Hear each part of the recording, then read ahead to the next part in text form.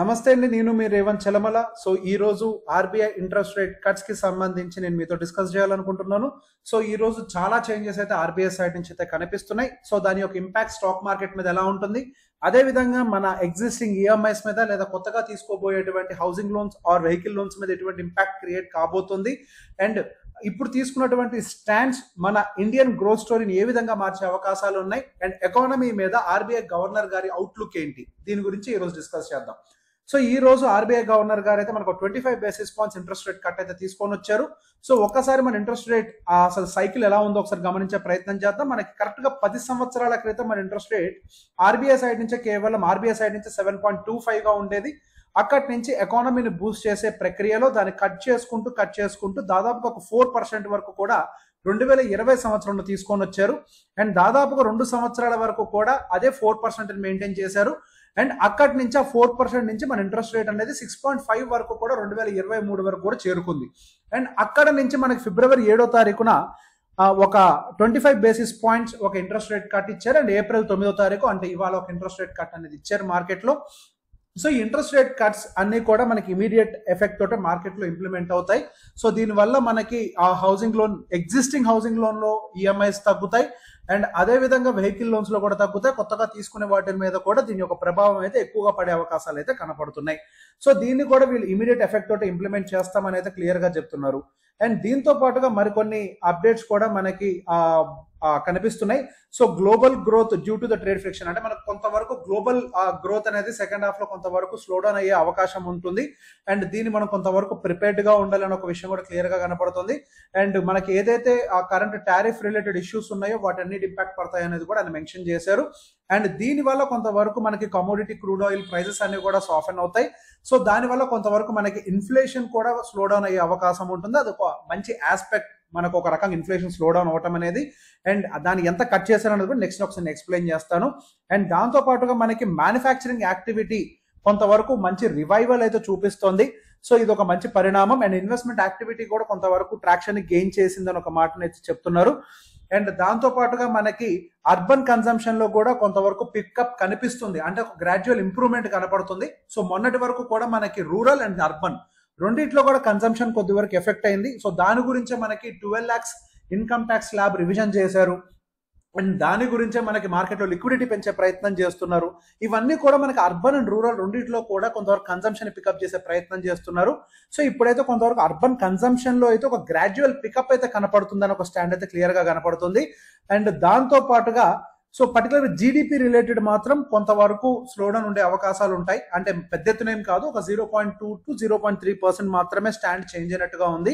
Major changes అయితే ఇక్కడ ఏం కనిపించట్లేదు. సో జీడిపి కొంతవరకు పర్టికులర్ గా ఈ టారిఫ్ రిలేటెడ్ టెన్షన్స్ అన్ని కూడా కొంతవరకు స్లోడౌన్ అవ్వాలి.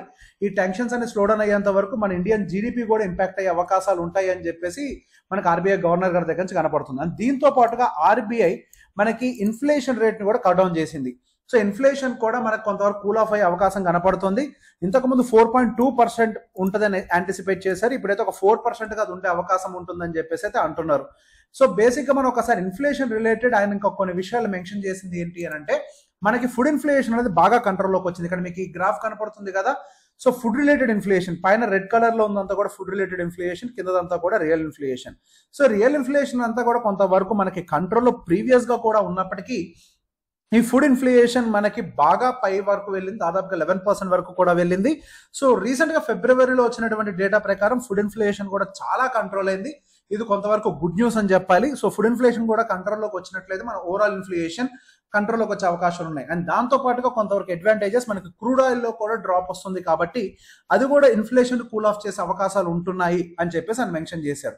సో ఇందాక కూడా మీకు ఒక పాయింట్ ని మెన్షన్ చేశాను, మనకి ఇన్ఫ్లేషన్ కూడా మనకి సో అర్బన్ అండ్ రూరల్ లో కూడా ఏ విధంగా కంట్రోల్లోకి వస్తున్నాయి అని చెప్పేసి. అర్బన్ అండ్ రూరల్ లో కూడా మనకి ఇన్ఫ్లేషన్ అనేది స్లోగా కంట్రోల్లోకి వస్తుంది. So when compare to rural, అంటే అక్కడ మనకి రెండు కూడా కలిపి చూపిస్తున్నారు, అర్బన్ అండ్ రూరల్. అంటే ఇప్పుడు జాన్ లో ఎలా ఉంది అండ్ ఇక్కడ ఎలా ఉంది. సో రూరల్ లో కొంతవరకు ఇన్ఫ్లేషన్ హైగా ఉంది, అర్బన్ లో బాగా తక్కువగా ఉంది. అండ్ అదే విధంగా కన్సంప్షన్ కూడా అర్బన్ లో బాగా స్లో అయింది. ఇప్పుడు ఈ అర్బన్ కన్సంప్షన్ కూడా కొంతవరకు పికప్ అయ్యే అవకాశాలు ఉన్నాయి అనేది ఆయన క్లియర్ గా మెన్షన్ చేస్తున్నారు.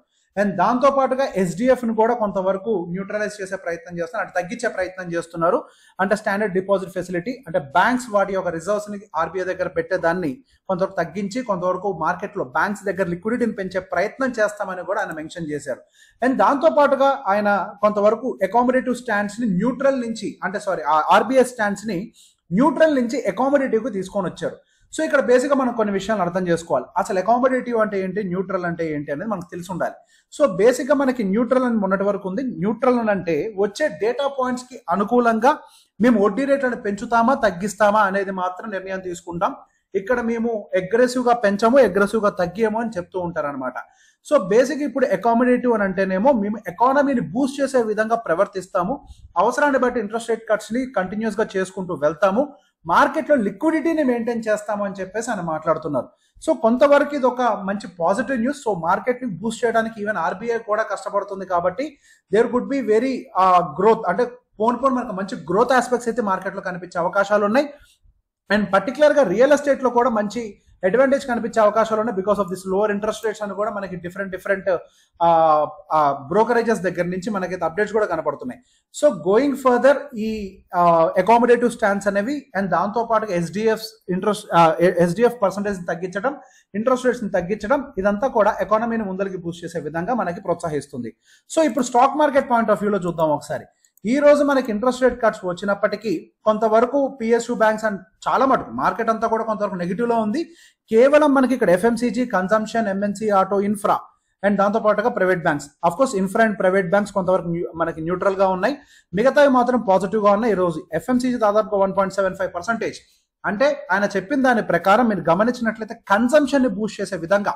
సో మనకి గ్లోబల్ గా ఈ టారిఫ్ రిలేటెడ్ టెన్షన్స్ ఉన్నాయి కాబట్టి లోకల్ డొమెస్టిక్ కన్సంప్షన్ పెంచే ప్రయత్నం చేస్తామని అంటున్నారు. ఆ విధంగానే వాళ్ళు చాలా వరకు దానికి సంబంధించినటువంటి, అంటే దానికి సంబంధించి లిక్విడిటీ పెంచే విధంగా వాళ్ళు చర్యలు తీసుకుంటున్నారు. ఆ లిక్విడిటీ ఇంపాక్ట్ ఫస్ట్ ఎక్కడెక్కడైతే ఉంటుందో వాటిల్లో కొంతవరకు మనకి రియాక్షన్స్ అయితే కనబడుతున్నాయి. సో బేసిక్ గా దీంతో పాటుగా కొంతవరకు గోల్డ్ సైడ్ నుంచి కొన్ని కామెంటరీస్ వచ్చాయి దానికి సంబంధించి. సో ఫస్ట్ మార్కెట్ అయితే డిసప్పాయింట్ అయింది, అంటే అండర్స్టాండ్ చేసుకోలేదు, మేము ఏదో కొంచెం క్రిటికల్ రూల్స్ తీసుకొస్తున్నాము అని అందరు అనుకున్నారు. సో మేము అటువంటి మాటలు ఏమనలేదు, దానికి సంబంధించి రూల్స్ ఏంటి అనేది, కొత్త స్టాండ్స్ ఏంటి అనేది మరి కొద్దిసేపట్లోనే మేము బయటికి రిలీజ్ చేస్తామన్నారు. ఇప్పుడు నేను వీడియో చేసే టైంకి అది కూడా బయటికి రాలేదు, వచ్చుంటే దాన్ని కూడా కలిపేసేవాడిని గోల్డ్ లోన్స్ కి సంబంధించి పర్టికులర్ గా. సో అంతకు తప్పించి మనకి ఓవరాల్ మార్కెట్ లో పెద్ద ఎత్తున నెగిటివ్ గా ఉండే ఇష్యూస్ అయితే ఏమో, మేబీ టారిఫ్ రిలేటెడ్ టెన్షన్స్ వాళ్ళు ఇదంతా రియాక్షన్ ఏమో. కాకపోతే ఓవరాల్ గా అయితే ఆర్బీఐ పాయింట్ ఆఫ్ వ్యూ నుంచి అయితే కొంతవరకు పాజిటివ్ న్యూస్ బయటకు అయితే వచ్చింది. కాకపోతే ఇది యాంటిసిపేటెడ్, దానివల్ల పెద్ద ఎత్తున రియాక్షన్స్ రావట్లేదు. సో మార్కెట్ లో ఆల్రెడీ 25 బేసిస్ పాయింట్స్ కానీ స్టాండ్స్ ని మార్చడం కానీ ఎస్డిఎఫ్ ని తగ్గించడం కానీ ఇవన్నీ కూడా చేస్తారని యాంటిసిపేట్ చేశారు. సో యాంటిసిపేట్ చేసి ఆల్రెడీ బ్యాంక్స్ వాటిని ఫ్యాక్టర్ చేసింది పాజిటివ్ సైడ్ లో. సో ప్రీవియస్ గా మార్కెట్ పడ్డదాంతో కంపేర్ చేస్తే బ్యాంక్స్ వెనుక కొంచెం తక్కువగా పడ్డాయి అండ్ రికవరీలో కూడా బాగా పార్టిసిపేట్ చేస్తున్నాయి రికవర్ అయ్యేటప్పుడు. సో ఆల్రెడీ మార్కెట్ దీన్ని మొత్తం కూడా యాంటిసిపేట్ చేసేసింది బ్యాంక్స్ కి పాజిటివ్ ఉంటుంది అని. సో యాంటిసిపేటెడ్ న్యూస్ వచ్చేసరికి మార్కెట్ దాన్ని పెద్ద ఎత్తున ఏం పాజిటివ్ గా తీసుకోలేదు.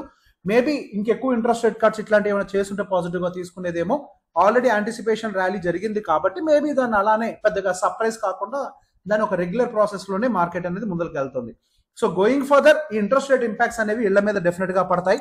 సో అంటే మనకి హౌసింగ్ ఈఎంఐస్ వీటన్నిటి మీద కూడా ఇంపాక్ట్ పడుతుంది, ఇమీడియట్ ఎఫెక్ట్ తోటి దాన్ని ఇంప్లిమెంట్ చేస్తామంటున్నారు. సో మన హౌసింగ్ ఈఎంఐస్ కానీ వెహికల్ లోన్స్ కానీ ఇవన్నీ కూడా తగ్గే అవకాశాలు అయితే ఎక్కువగానే కనపడుతున్నాయి. ఒకవేళ మీ బ్యాంకర్స్ ఎవరైనా కనుక తగ్గించకపోతే మాత్రం మీరు డెఫినెట్ గా వాళ్ళు పర్సనల్ గా మీట్ అయ్యినా సరే మీరు తగ్గించుకోవాల్సిన అవసరం అయితే ఉంది. అండ్ చాలా ఇన్స్టిట్యూట్స్ మాత్రం మనం వెళ్ళి పర్సనల్ గా మీట్ అయ్యి ఒక లెటర్ సబ్మిట్ చేస్తే కానీ ఇప్పుడు మారినటువంటి ఇంట్రెస్ట్ రేట్స్ ని ఇంపాక్ట్ అంటే మన ఎగ్జిస్టింగ్ లోన్లో అయితే చూపించారు. సో ఈ వీడియో కనుక మీకు నచ్చినట్లయితే అందరికీ షేర్ చేయండి. Thank you very much.